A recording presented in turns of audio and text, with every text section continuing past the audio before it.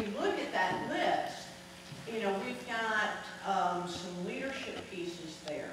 We have workforce pieces. We have customers. We have those partnerships. You know, a lot of different things. As we have breaks and as we have table discussions and whatnot, you might want to pursue, if you have an area that you're struggling in your organization and you have somebody here who says, we do that best. You know, let's take advantage of some of that networking opportunity that you have while you're here and when you leave, okay, as well, because you have a commonality, at least of having been part of this process. So welcome again, everybody. We're glad to have you here. Let's, as we get started here, perspective, right? Perspective and attitude have a lot to do with our personal success, our success with relationships, our success at work, and our organizational success. As we look at the changes in the world, you know, it's easy to step back and say why we can't do something.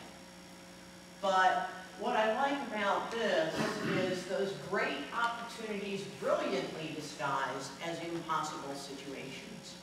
Right? Now it becomes a personal challenge to look at, you know, how are we going to accomplish what we need to accomplish in spite of what may be happening around us. The Sterling management model helps you because it gets everybody on the same path. Right? It gets everybody on the same path. It helps you in making sure that not only you set the direction for the organization, but that you ensure that everybody knows what that direction is. Right? Because we have to be going down the same pathway. We're going to get there a lot faster if we all know where we're going to go. What are the priorities? If we're not clear in an organization about talking about the priorities, there are so many things going on that each one of you will determine your own priority based on what you see from the perspective that you see it. So unless that is a clear communication from leadership, we can still be all over the place with all the right intentions. Focus is the work. We've made those decisions based on data. We look at not only what's happening in our part of the world, but how it connects to all the other departments in our organization, the other people in our organization, and our external folks that we need to be dealing with. And it is based on continuous improvement.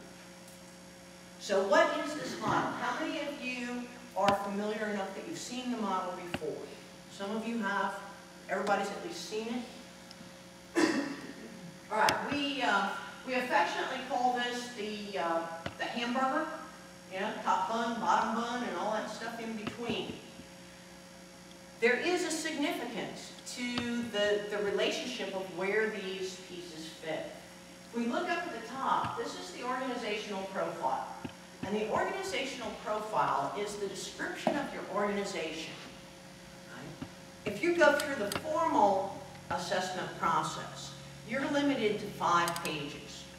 And this basically tells who you are, what you do, what's important to you to do right, the challenges that you face, competition that you face, and your performance improvement system. It also defines your customers and defines your workforce. So it has a little bit of all the categories in it, but it sets the stage. And that becomes very important because what you do in the rest of these areas is dependent upon who you are.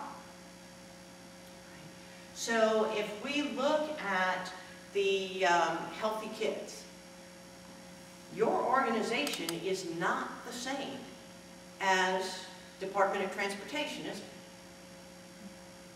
Do you still have to have leadership? Do you still have to have strategic planning? Do you still have customers? You see, we can go through that whole scenario, but who you are makes a difference. It's the mission of your organization.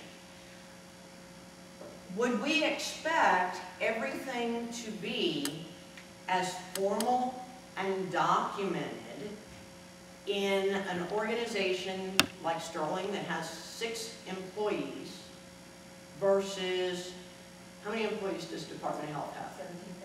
17,000. 17,000. Do you think that things might have to look a little bit different in ensuring that everybody is on the same page? Sure. So that organizational profile is extremely important.